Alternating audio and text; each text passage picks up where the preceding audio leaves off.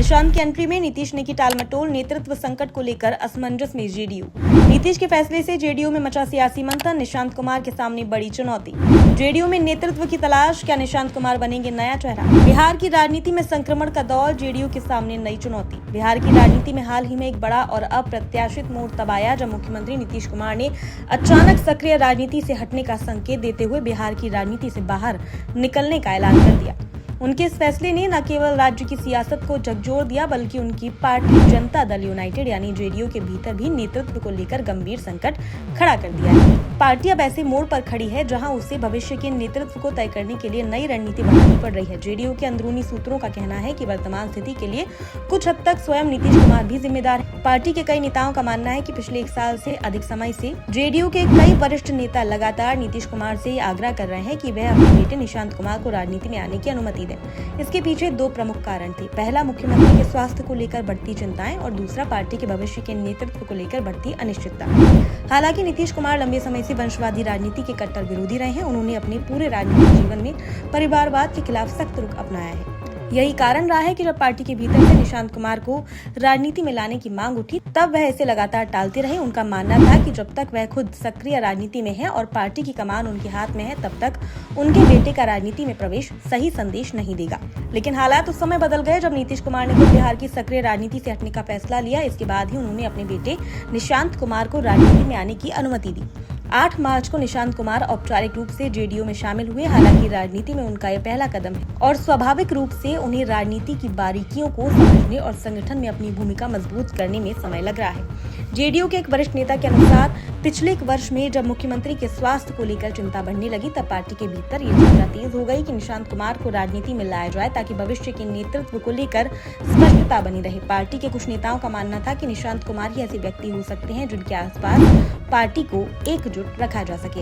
एक जेडीयू नेता ने कहा, पिछले 1 साल में जब नीतीश जी का स्वास्थ्य गिरने लगा, तब हमने कई बार प्रयास किया कि निशांत जी को राजनीति में लाया जाए। हमें लगा कि पार्टी को बचाए रखने का यही सबसे बेहतर तरीका हो सकता है, लेकिन नीतीश जी लगातार इसे टालते रहे।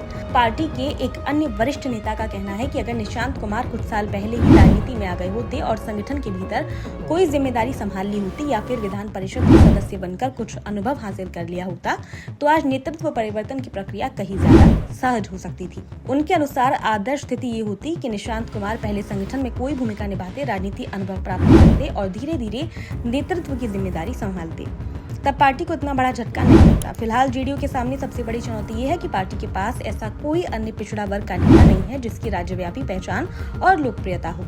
सामाजिक न्याय की राजनीति से उभरी इस पार्टी के लिए स्थिति और भी जटिल हो जाती है। पार्टी के 3 प्रमुख नेता संजय झा, राजीव रंजन सिंह और विजय कुमार चौधरी नीतीश कुमार के करीबी माने जाते हैं और संगठन में उनका प्रभाव भी है, लेकिन ये तीनों ही उच्च जाति से आते हैं। जबकि जेडीयू की राजनीति का आधार पिछड़े वर्गों और सामाजिक न्याय की विचारधारा रही है। राजनीतिक विश्लेषकों का मानना है कि ऐसे में निशांत कुमार को पार्टी के लिए एक संभावित चेहरा माना जा रहा है, लेकिन उन्हें अपनी राजनीतिक पहचान बनाने और पार्टी के भीतर स्वीकृति हासिल करने में समय लगेगा। इस पूरे घटनाक्रम में बीजेपी की भूमिका को लेकर भी चर्चा हो रही है। सूत्रों के अनुसार पिछले विधानसभा चुनाव के बाद जब गठबंधन को भारी जनादेश मिला, तब भी मुख्यमंत्री के स्वास्थ्य को लेकर सवाल उठ रहे थे। चुनाव से पहले ही बीजेपी की आंतरिक बैठकों में नेतृत्व परिवर्तन को लेकर चर्चा होती रही थी। एक बीजेपी नेता ने कहा कि चुनाव के दौरान ये स्पष्ट था कि नीतीश कुमार के बिना चुनाव लड़ना मुश्किल होता, इसलिए चुनावी नारा भी फिर से नीतीश के नाम पर ही केंद्रित रहा। हालांकि पार्टी के भीतर नेतृत्व परिवर्तन को लेकर चर्चा जारी थी। दूसरी ओर जेडीयू के वरिष्ठ नेताओं ने इस बात से इनकार किया है कि नीतीश कुमार ने बीजेपी के दबाव में पद छोड़ा है। उनका कहना है कि पूरी तरह से नीतीश कुमार का व्यक्तिगत और सोच समझकर लिया गया फैसला था। एक वरिष्ठ जेडीयू नेता के अनुसार बीजेपी अच्छी तरह जानती है कि नीतीश कुमार को किसी भी तरह के दबाव में फैसला लेने के लिए मजबूर नहीं किया जा सकता।